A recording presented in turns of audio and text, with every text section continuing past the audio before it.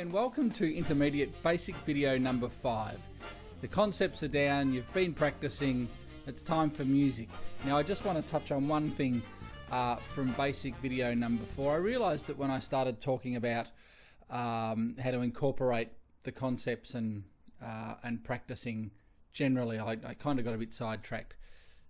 Do the basics at the start, push it as far as you can, and then just do your normal playing for the rest of the day, for at night. So whether you're a working musician or just learning, stick with the concepts, go as far as you can in the book, then forget about it. Circle and square, do as much as you can, and then forget about it, and just do your regular playing. And over time that morphing will happen with what you're working on. So as far as music goes, styles is a very interesting thing because, as I said earlier, I'm specialised in commercial music.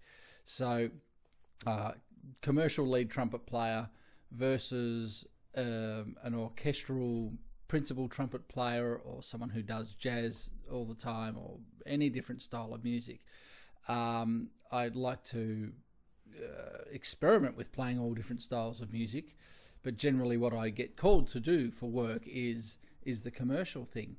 Now I've sat next to, for example, Jeff Payne with the Melbourne Symphony Orchestra, and when I work with these guys, I will sit there and close my eyes and listen and internalize the sound and the articulation and the style, because it's different to the way that I approach articulation and playing in the music that I do. And it's the same when you hear people play jazz. If you sit back and listen, close your eyes, and internalize the sound, that's the best way to develop as a musician. Straight from Bill Adam here, it's you've got to have a vivid understanding of the sound that you want to create. So that's not just technique and technique development, that is playing across the board. So I really recommend, when you're listening to players of any style, close your eyes, listen to it over and over and over. Imagine that it's you. And then the tough thing to do is record yourself and listen back. One of my great friends over here, saxophone player, runs a school of music in Perth. I said to him one day, how do you practice? Like, technically there's no issue. He's won saxophone competitions all over the world. I said, what do you practice? And he goes, well, basically I put a recorder on my stand and I keep practicing until I sound like the original, until I sound like something that I would want to listen to. Now there's a lesson in that for all of us. What sound do you love on the instrument? What do you love listening to? Because it's going to be different to the next guy. Personally, everything from Maurice Andre to Bud Herseth to Doc Severinsen, Bill Chase, Maynard Ferguson, James Morrison, like these guys are all totally different sounding. Lee Morgan, they're just for me in the trumpet world, the best of the best, and they all sound totally different, and that's what I love about trumpet.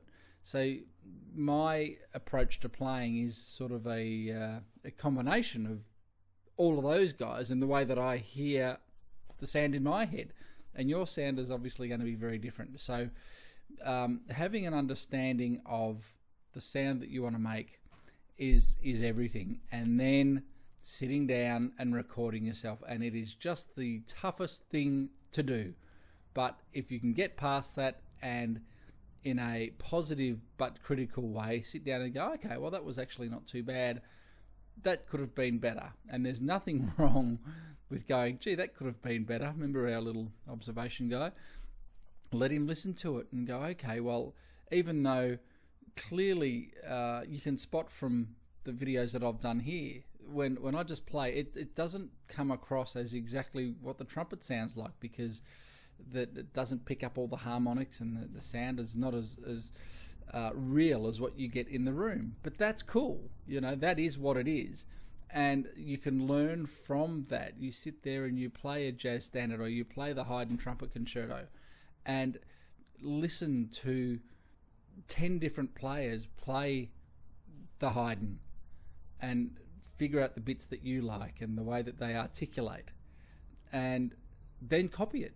And you'll pick straight away whether you sound like a legit recording that you would like to listen to, or whether there's little flaws and gaps in that.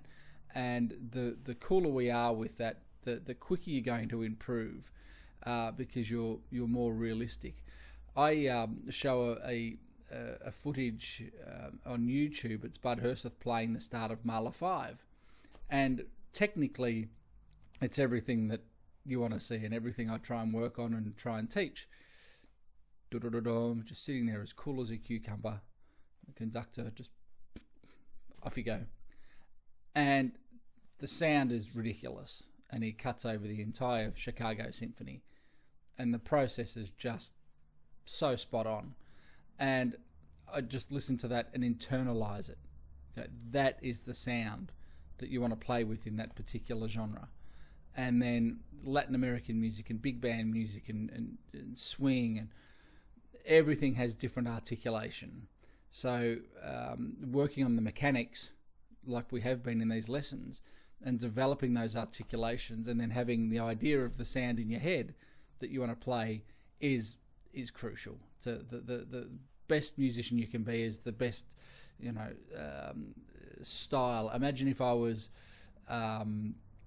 speaking French poetry, like jazz, for example.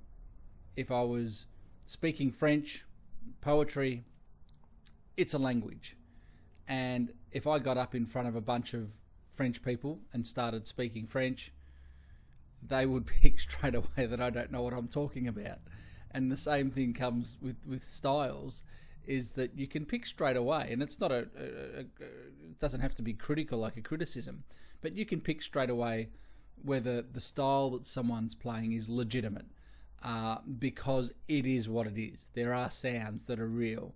So the more you understand the language and the feeling and the articulation, phrasing of these styles, the more authentic you're going to be, the better that is, of course, because we want the language to be right.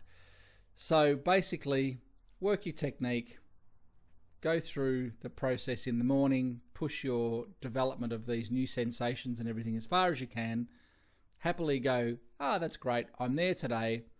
Then once you've put that away, what music are you working on? Concertos or jazz tunes or big band pieces, whatever.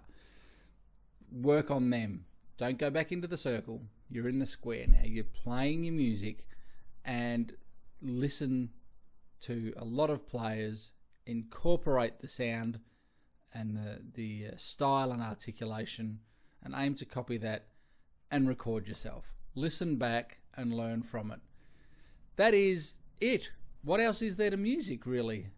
Getting up on a gig and sharing your music with other people. That's it. Technique development, great idea of sound, great idea of style, play, love the trumpet. They're the 5 intermediate basic videos.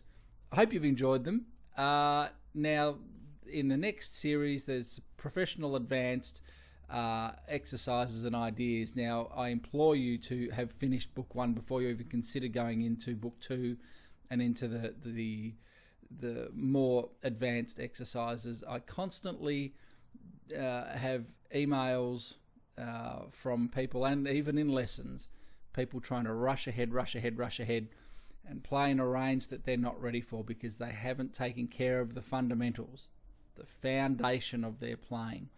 And there's more to it than what we think. So you want to make sure you've got that covered, and then when you're ready, then we get into the advanced stuff. So it's been great doing these lessons for you, and I look forward to seeing you soon. Please say hi through the website, shoot me an email, ask me any questions. And one small thing, I'm replying to emails by voice at the moment, so I hope that's cool with everyone. It's a lot quicker sometimes than writing some long answers. I love getting the questions, so expect a voicemail reply instead of written, unless it's a short one, of course. Happy practicing, happy trumpeting, and talk to you soon.